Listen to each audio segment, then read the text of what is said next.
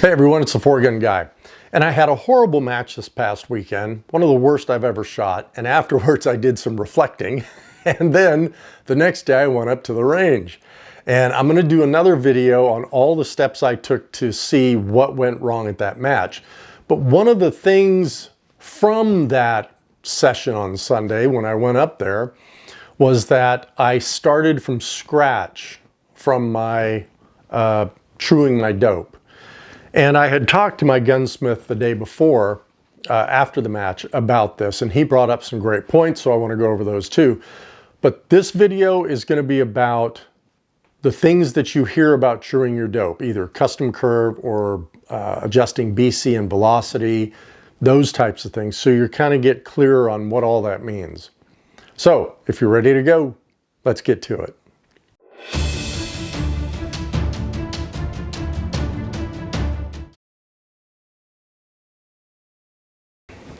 Well, let's talk about what Larry calls his rainbow, and I love that analogy. Basically what he's saying is, look, you've got a ballistic arc, right? When you fire this rifle, that bullet is on a ballistic arc, and it's a rainbow. It's really almost a half rainbow, but I like his analogy, so we'll use it. And what he's saying is, you want that rainbow to be consistent across all your elevations and target distances, right? You never want it to get to here and then jump up or jump down, get to here and jump up and jump down.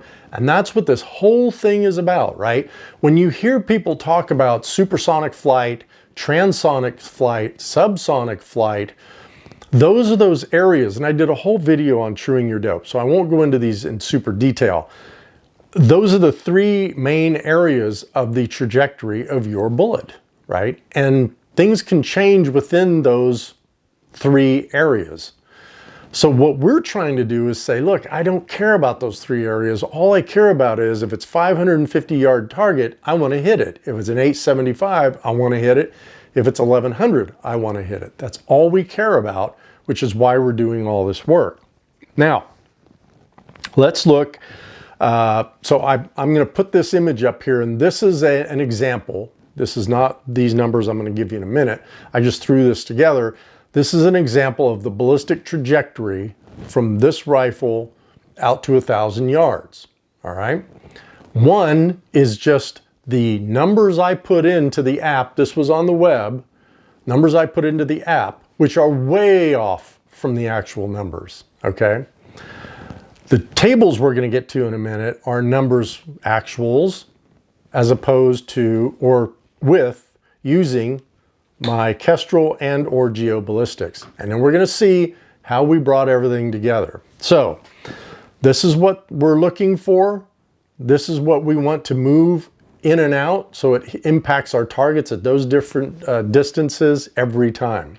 So let's now look at the actual dope. I'll put the table up here in a second with actuals versus how I trued things up. Okay, let me put this up here. You should be seeing it over here. The truing distance that I used was 1,000 yards. It's a 107 grain Sierra Match King bullet. It's traveling at 2803 feet per second. That is my verified velocity using my Garmin Zero. Now, all environment information is exactly the same across the platform. So what I'm saying is, I started with 2,803 feet per second with the Sierra Match King at 1,000 yards on both my Kestrel and GeoBallistics, okay? So when we come down into this table, the very first column you see are the ranges that I used, right? So 400, 503, 603, 844, 892, and 1,000. Actual dope, again, guys, this is what this rifle hit. Forget about these devices and apps. This is what this rifle hit. It hit at 400 yards with an elevation of 1.8 dialed into the scope. It hit at 1,000 yards with an elevation of 9.0 mils dialed into this scope. Waterline. I mean, I had gone out and painted the targets before I shot them. And the line I painted with orange paint was this thick. not even an inch. And that bullet waterlined it. So it's very exact. Now, let's talk about the Kestrel. So, Kestrel, that blue colored column, Kestrel, no adjustments, BC and velocity. The BC using this bullet from the from the bullet library has a BC of 0.271, right? Ballistic coefficient. This is what the Kestrel told me I should be dialing to hit these distances. So let's look at 400, 1.75. All right, I'd round up to 1.8. 503, 2.64. I'd have gone down to 2.6. 603, 3.6, a tenth off. 844, 635 versus 6.6, right? That's more than 2.5, or 0.25. 892, you are 4/10 off, and at 1,000, I am a half a mil off, okay? Now let's look at when I said, but these are my actuals over on the left. What do I need to do now to adjust my Kestrel to match those actuals? There are two ways I could do it. I could use the custom curve, or I could use the BC/velocity adjustment, which is what Larry does, right? I've used the custom curve all this time. So let's start with the BC/velocity. And you can read up on this, but basically what we're saying is, look, from say 500 yards on in, you'll adjust velocity. From 500 to 600 yards on out, you'll adjust BC to line up with that dope. It is a tedious process. I mean tedious. You should be prepared to spend 45 minutes to an hour making these adjustments in this thing because it's such a pain in the butt to do. But once you do it, you'll be on. I was very fortunate that when I adjusted the BC at 1,000, and that's where you're going to start, by the way, start at 1,000 yards in your app. We already know that 9.0 is what it should be, right? Because this rifle told us so. Now we need to go into our Kestrel and make adjustments. And I went in and I adjusted my BC. I ended up at, if you see there, 0.251. So I came from 0.271, which is the published BC at G7, down to 0.251. I was surprised. It was 9.01 at 1,000 yards, and I was like, great. It was 7.3. It was 6.6. It was 3.7. I'm going, okay. 2.7 and 1.8. I never had to touch my velocity. My velocity stayed 2803. And it all lined up just with a BC adjustment. That was fantastic. So now I've got that in my Kestrel. I can use it. Then I copied that profile, right, to a new profile. And I said, now let's look at the custom curve.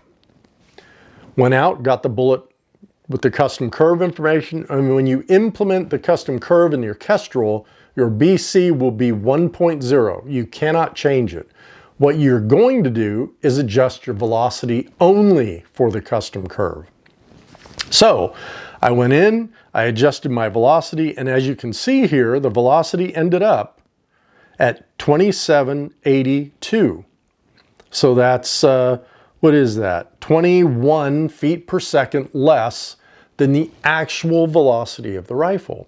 But once I did that, it all lined up. You can see the numbers there, 1.82, 2.74 rounded down, 3.74 rounded down, and so forth, out to 1,000 yards. So theoretically, I can use, not theoretically, I can use either one of those profiles in this Kestrel going forward, right? Now let's talk about the GeoBallistics app. Well, in the GeoBallistics app, things were a bit different. You can see that blue column, third column from the right there. This was what the app told me I should be doing based on the inputs I gave it, right? The raw inputs, which was a 0.271 BC and a 2803 velocity. So If we go over to the BC velocity truing column, second from the right, once I reduced the BC to 0.243 and kept the velocity the same, as a matter of fact, everything lined up, just like it did with the Kestrel. So it was really amazing how things lined up. But notice that the BC values between these two things, device and app, are different. The Kestrel lined up with a BC of 0.251, GeoBallistics lined up with 0.243. And everything in both these is the same. Everything. I kept the weather the same.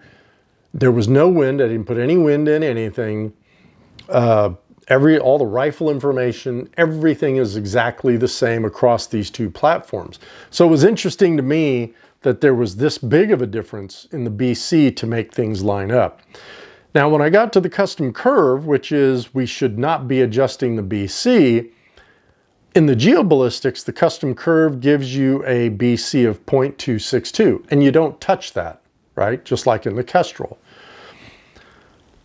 I could only get this to work the way it ended up, and I was still a tenth off at 1,000 yards with the velocity at 2760.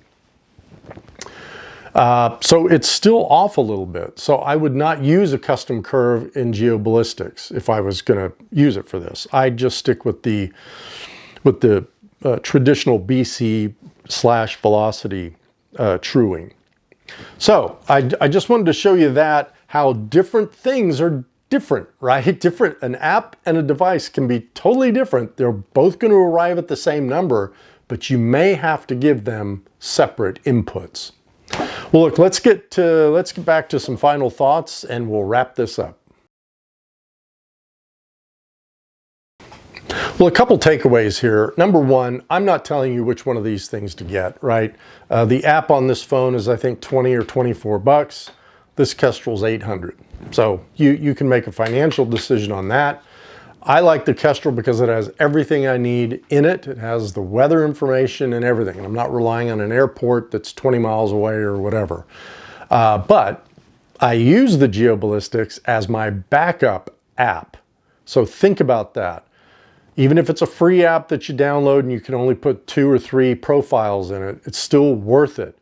Sync both those up. Now, both these are synced up. So if my Kestrel battery goes out or the thing just craps out on me, I can take out my phone, bring up that profile and keep going, right? So that's a really good thing to do. I'm not telling you to either use a custom curve or not use a custom curve, right? I'm just saying I wanted to do this experiment to see which one got me on target, and they both got me on target. And remember, I did this whole thing because I shot really badly on Saturday, and I went back up there Sunday with all this stuff to get things straight. Now, I will tell you, and this is in that other video, there were some other factors that took me off target on Saturday that were this, they were related to my dope, but they weren't this, just different things. I'll get to that in the other video. So look, I hope this helps. Remember, this is the truth. This thing right here is the truth. This doesn't lie to you. But what we need to do sometimes is we need to lie to this so it aligns with this truth. Okay, that's really all we're doing. So every time I pull this out and put in a distance in the wind, it's going to say, yep, this is what you need to do, and I'm going to impact the target. Well, anyway, thanks for watching, guys. I appreciate all the likes, comments, subs. I got a lot more coming up. I mean, a lot more videos coming up. And until next time, shoot straight.